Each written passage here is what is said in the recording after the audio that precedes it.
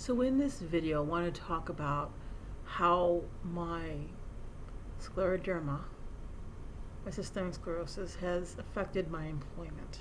This is kind of an update.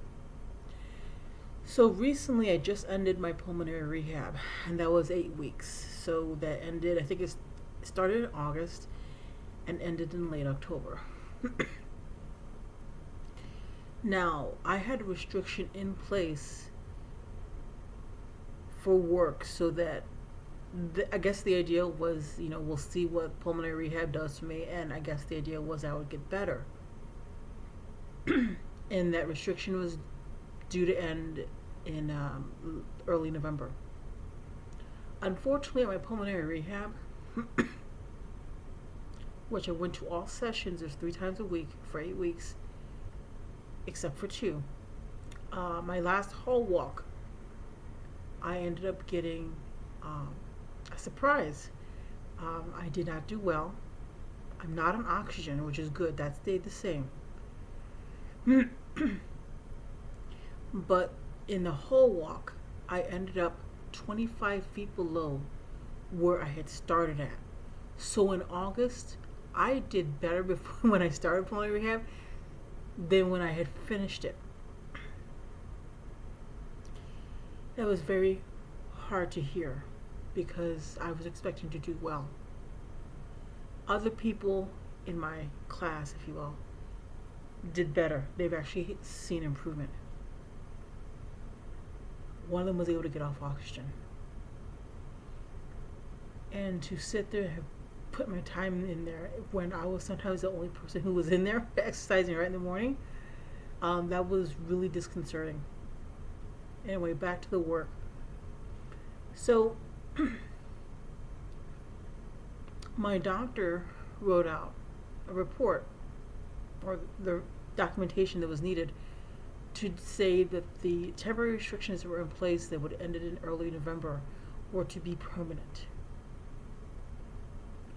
And this included doing a specific duty that would have been probably hard for me to do. Not probably, would have been hard for me to do. Because just of the amount of stamina and strength and the speed you need, you're going to really be taxing yourself at this point, especially if you have this sort of disease. And what happened is I told my boss, and I told him that the information will be faxed in later that day, but that the restrictions that I thought would be temporary were going to be permanent. And the person asked, why was the decision made? And I said, 1, due to my illness, and 2, because of the data from the pulmonary rehab. Shortly after, I get a call from him, letting me know that he had bad news for me. Part of the duty that I was excluded from would still have to be met because they were dividing what the duty meant. So let's say you have sweeping and mopping because the duty is to clean the floor. So they're intrinsically connected, correct? So if I'm being told you cannot clean the floor, they're like, well, sweeping the floor isn't the same thing as mopping. You still need to do that. I never thought that would happen. I had no idea this could happen. They had been really, somewhat good about everything. I did get questioned about it a little bit, about some of the restrictions I had. I didn't find that welcoming, and that probably could have foretold what was going to happen here. But this felt like it was complete exclusion of what the doctor had written. And I felt that it put me in danger. Not only was I up there for my term, which was an hour, it was 2 hours for that day. So I had to do this duty twice in a day, so 2 hours. Mind you, this is a taxing duty. Mind you, I actually only went to pulmonary rehab for 1 hour a day. I I decided after I felt my job was threatened, and I won't say what was said, but I originally had said, look, I'm interested in taking half a day off so that if this needs to be resolved with whoever needs to look at the paperwork and determine if it's something that I qualify for, I'm willing to do that. Well, that conversation went to a point where I felt that my job was being threatened, and I decided, against my better judgment, to say I would go up for the shifts because I need my employment and I need my insurance. So I did do that. And I'm telling you that I didn't feel well up there. I had to grab onto the bar because I had chest pain. My head felt a little lightheaded. And I kept thinking maybe it was something I ate. It was maybe digestion. Maybe I had something that was disagreeing in my stomach. Maybe it was just worry about what could happen. But that occurred, and I got done with my shift and I was not feeling well. In the second hour that I did, I had an issue where I was trying to keep up with someone else, and I felt the effects of it. There's a certain feeling, at least in my situation, that I get that I consider like you're jamming, where you know that you're going beyond your limits and your body will make you aware of that. That's what happened to me. So after I got that done, I ended up getting an email from whoever reviews documentation asking for more documentation within 2 weeks to determine if this is something that's going to be an ADA related disability and if it's essential to the functions of the job. Now, mind you, an employer, from what my understanding is, an employer doesn't need to employ someone with their disability that they cannot make reasonable accommodations for in order to fulfill the essential functions of the job.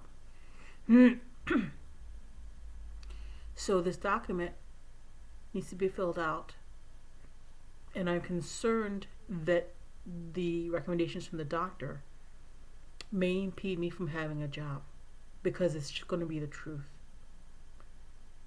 Or it could be that they can work with it. I'm not sure, but I'm not liking how they acted already. Where they were like, let's split the definition of what your doctor defines a task you couldn't do and have you do part of it. I do not want to go on disability. And I've been looking for other jobs since this incident. And I was looking for some locally in my city, and you start to realize how much scleroderma can limit you from thinking you can do another job. There's often lifting restrictions, whether it's 25 pounds, 50 pounds. There's lifting and stretching restrictions, like you may have to reach for something. There are issues where you may have to be out in the weather. There are issues where you may have to type a certain speed. As you can see from my hands, they're pretty bent.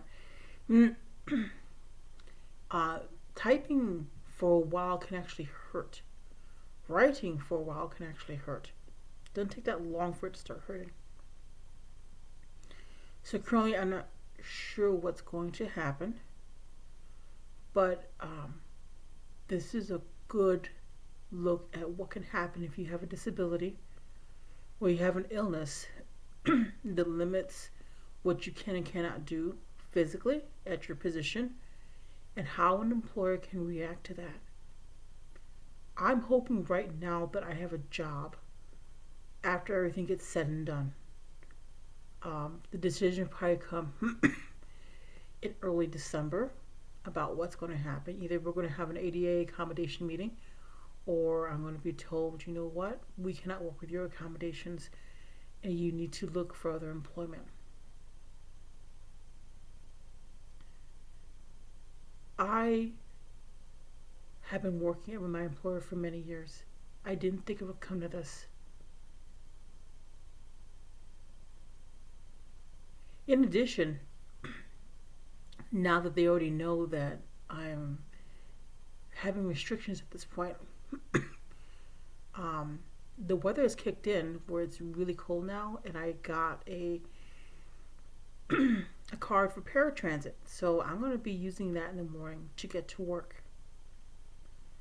Now they can see that there's no question about me having an issue, an illness that is there, and it has to be fairly, I'd say, severe for you to qualify for paratransit. So we're gonna see what happens, and I really, really hope with this time that I can keep my job and that I can keep my insurance.